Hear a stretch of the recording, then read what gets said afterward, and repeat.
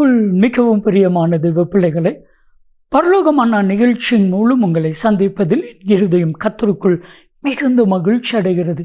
உங்கள் எல்லாரையும் இயேசு கிறிஸ்துவின் இன்பையின் நாமத்தினாலும் கிராஸ் டிவி ஊழியங்கள் சார்பாக என் அன்பின் வாழ்த்துக்கள். இன்றைய பரலோகமன்னா விசுவாசத்தில் வல்லவனானான். யார் விசுவாசத்தில் வல்லவனானான்? உங்களுக்கு தெரியுமா? ஆபிரகாம். வேதம் சொல்லுகிறது, ரோமர் 4வது அதிகாரம் 21ஆம் வசனத்தை நீங்கள் வாசிக்கும் பொழுது, வாக்குத்தத்தம் பண்ணினவர் அதை நிறைவேற்ற வல்லவராக இருக்கிறார் என்று முழு நிச்சயமாய் நம்பி அவன் விசுவாசத்தில் வல்லவனானான். என் அன்பு தெய்வ பிள்ளைகளை, நம்ம ஒவ்வொருவரும் விசுவாசத்தில் வல்லவர்களாகணும்.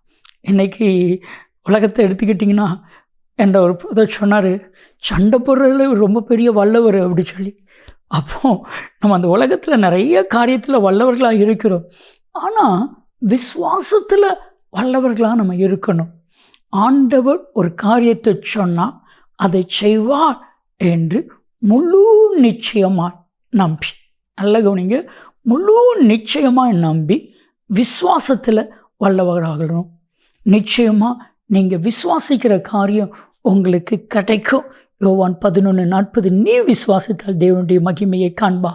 கிறிஸ்துவுக்குள் மிகவும் பிரியமான தெய்வ பிள்ளைகளை, இன்னைக்கு வேதம் நமக்கு ஒரு காரியத்தை சொல்கிறது. விசுவாசத்தினால் வராத யாவும் பாவமே.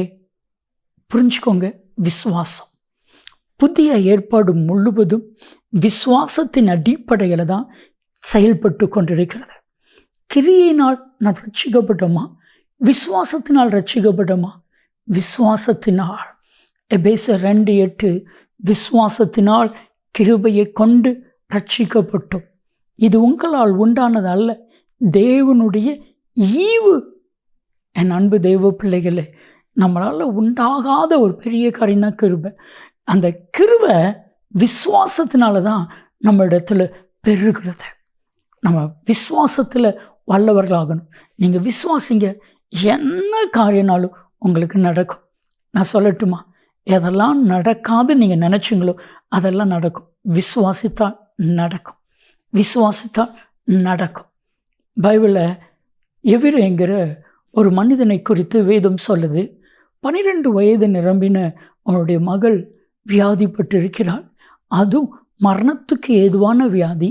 இப்போ இயேசுவை தேடி வந்து எவரி கேட்குறான், ஆண்டவரே, என் மகள் மரணத்துக்கு ஏதுவாக வியாதிப்பட்டிருக்கிறான், நீங்கள் எங்கள் வீட்டுக்கு வந்து குணமாக்க முடியுமா?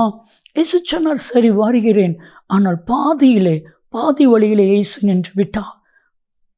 12 வருடமாய் பெரும்பாடு உள்ள ஸ்திரீ இயேசுவை தொட்டது நிமித்தமா இப்போ எவரி வீட்டிலிருந்து ஆள் வராங்க, ஆண்டவரை தொந்தரவுப்படுத்த வேண்டாம், போதகரை வருத்தப்படுத்த வேண்டாம், உங்கள் மக இறந்துட்டா.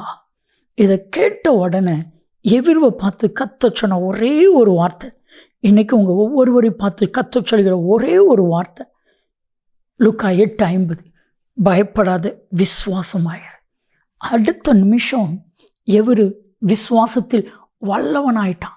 என் சர்வ வல்லமையில் தேவன் சொன்னால் அது நடக்கும், ஆண்டவர் சொன்னால் நடக்கும்.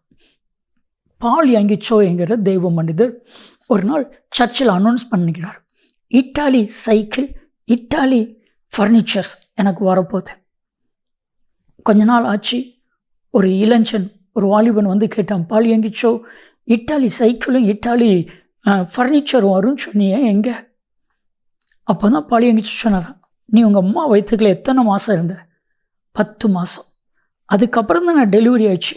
நான் விசுவாசிக்கிறேன், ஏற்ற வேலையில் கற்றுக்கொண்டு வருவார். ஒரு சில மாதம் கழிச்சதுக்கு பிறகு ஒருத்தர் இட்டாலி சைக்கிள், அதே கலர், அதே பிராண்டு, அதே ஃபர்னிச்சர்ஸ் கொண்டு வந்து எனக்கு டிரான்ஸ்ஃபர் ஆகிட்டு, அதனால் இங்கே கொடுத்துட்டு போயிடலான்னு சொல்லி வந்திருக்கிறேன். பாலியங்கிச்சோவை பார்த்து அந்த இளைஞர் சொன்னான், பாலியங்கிச்சோ, சைக்கிளும் ஃபர்னிச்சரும் டெலிவரி ஆகிட்டு.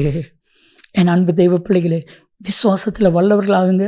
நீங்கள் நினைக்கிற காரியம் நடக்கும். ஜெபிக்கலாமா? தகப்பனே, இவர்கள் ஒவ்வொருவரையும் விசுவாசத்தில் வல்லவர்களாய் கத்த மாற்றுவீராக. அப்படி செய்கிறதற்காய் உமக்கு நன்றி. இயேசு கிறிஸ்துவின் நாமத்தில் ஜெபிக்கிறோம் ஜீவனுள்ள பிதாவே. ஆமென், ஆமென். நன்மையும் கிருபையும் ஆசீர்வாதங்களும் நிச்சயமாய் உங்களை தொடரும்.